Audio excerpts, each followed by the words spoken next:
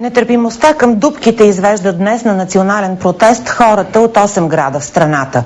В София той започна преди минути пред парламента. Оттам включваме репортерът ни Христина Христова с подробности. Христина, здравей! Проблемът е ясен за всички. Обясни какви са по-точно исканията на протестиращите и какво очакват да постигнат. Исканията на протестиращите са ясни. Проблемът с дупките, отлагани нерешен от общините с години поради една или друга причина. Те искат това вече най-накрая да вземе своето решение. Знаете, че дупките са причина за множество катастрофи по пътищата и за загинали хора. Това не е първият протест, който се организира по тази тема. Знаете, както в посвета у нас показвахме, такива протести бяха организирани в големите областни градове от страната близо вече месец. Такъв имаше и преди 2 седмици пред Столична община. Позицията на Столична община е ясна по този въпрос. Ремонти вече се правят от първият възможен ден, когато се затопли времето. От общината са поканили работна група от протестиращите, които да се включат в тези ремонтни дейности, да дават мнения и предложения. Дали обаче това предложение ще бъде прието от протестиращите, дали те са излучили вече свои представители. До мен тук в момента е Цветан Фиков, един от организаторите на протеста. Господин Фиков, вече има ли ясни хора, които сте излучили като ваши представители, да дават мнения за това как трябва да се реши този проблем? Значи имаме представители, които ще отидат на преговори днес в общината и ние с тях ще се споразумеем в какви срокове можем вече да започнем да работим в тази комисия, която искаме да направим по контрол на работата на общината, транспортната комисия и всички подкомисии, свързани с пътната инфраструктура в столицата. Това първа ваша среща ли ще бъде? Да, първа наша среща ще бъде, ако евентуално те проявят желание за такава.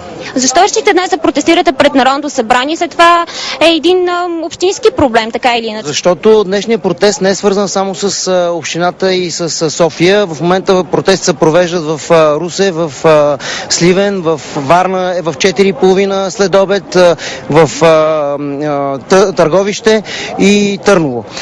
И това е националността, в смисъл това е Народното събрание, всъщност е символ на властта, националната власт в държавата и нашите искания, освен към Столична община, на този протест ще бъде поставен и към правителството на господин Борисов, а именно връщане на част от данъците, както той обещава преди изборните си ангажименти, към общините, именно за подобряване на такава пътна инфраструктура и също така подобряване на пътната инфраструктура по републиканската пътна мрежа.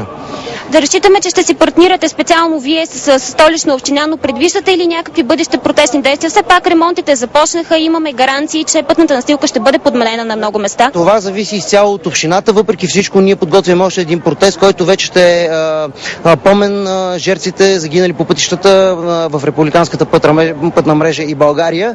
Именно при такива инциденти, който ще е на паметника Левски на 10 април. Той ще е бдение с свещи. Както разбрахте, първа... Да, разбрахме ви, само не разбрах поставени ли са някакви срокове към общината. Сроковете са поставени още на първият такъв протест, който те организираха пред Столична община. Разбира се, от там отговориха, че вече ремонти се правят, не могат да свършат в месец или два, но така или иначе пътната настилка на много места вече се поправя. Друг е проблемът, че с републиканските пътна мрежа това не е така съвсем. Така че очакваме и да видим каква ще е реакцията и на другите общини съответно за този проблем. Да. Както вече казахме, в други 8 града в момента има протести. Репортажи по-късно в